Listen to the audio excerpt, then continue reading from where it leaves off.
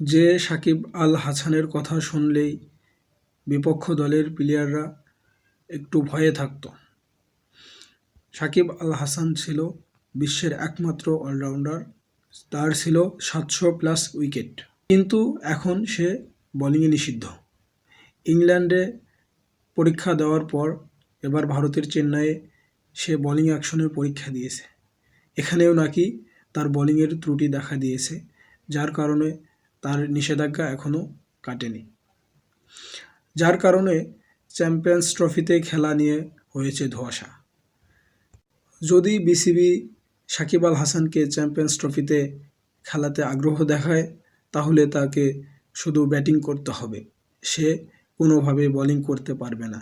বা কোনো ফ্র্যাঞ্চাইজি লিগে যদি তাকে ডাক দেওয়া হয়, সেখানেও সে ব্যাটিং হিসাবেই খেলবে, বোলিংয়ে করতে পারবে না।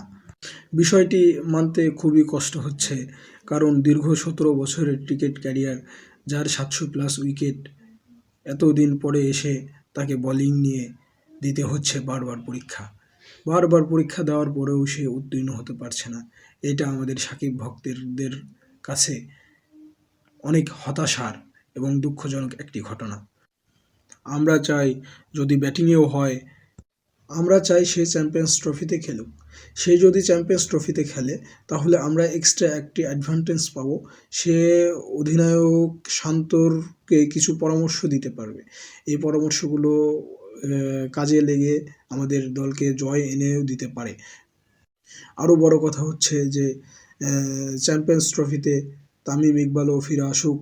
আমরা আমাদের পঞ্চতাণ্ডবের ভিতর থেকে 4 জন যদি একসাথে চ্যাম্পিয়ন্স ট্রফিতে খেলে, তাহলে হয়তোবা চ্যাম্পিয়ন্স ট্রফিতে অনেক এগিয়ে যাওয়া যাবে, এটাই আশা করা হচ্ছে। তবে সাকিবের বোলিং ইস্যুটা যদি একটু আর্লি সমাধান হয়ে যেত, তাহলে হয়তো সাকিব বোলিংও করতে পারত। এই বিষয়টা আমার কাছে খুবই খারাপ লাগছে যে সাকিব বোলার হিসেবে বল করতে পারবে না।